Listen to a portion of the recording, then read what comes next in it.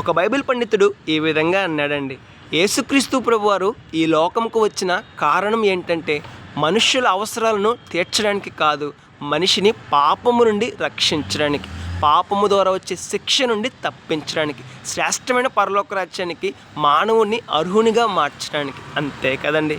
యేసుక్రీస్తు ప్రభువారు ఈ లోకానికి వచ్చిన కారణం మనుషుల అవసరాలను తీర్చడానికి కాదండి, మనిషిని పాపము నుండి రక్షించడానికి, పాపం ద్వారా వచ్చే శిక్ష నుండి తప్పించడానికి. అయితే చాలామంది వ్యక్తులు యేసుక్రీస్తు ప్రభువారిని తప్పుగా అర్థం చేసుకుంటూ ఉన్నారు. ఆయనను అవసరాలు మాత్రమే తీర్చే దేవుడిగా చూస్తున్నారు, కానీ ఆయన పాపము నుండి మనుషులను విడిపించే దేవుడుగా, రక్షించే దేవుడుగా, పాపం ద్వారా వచ్చే శిక్ష నుండి తప్పించే దేవుడిగా చూడటం లేదండి. అవును, యేసుక్రీస్తు ప్రభువారు పాపం నుండి మానవులను రక్షించే దేవుడు.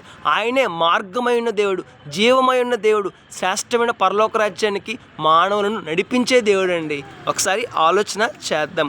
ఆయనను మనము అర్థం చేసుకునే విషయంలో జాగ్రత్త పడదాం. ఆయనను అవసరాలు తీర్చే దేవుడుగా కాకుండా పాపము నుండి రక్షించే దేవుడుగా, రక్షకుడైన దేవుడుగా, మార్గమైన దేవుడుగా, జీవమైన దేవుడుగా, సత్యమైన దేవుడుగా, రేపటి దినాన శ్రేష్టమైన పరలోక రాజ్యానికి మనల్ని నడిపించే దేవుడుగా చూద్దాము.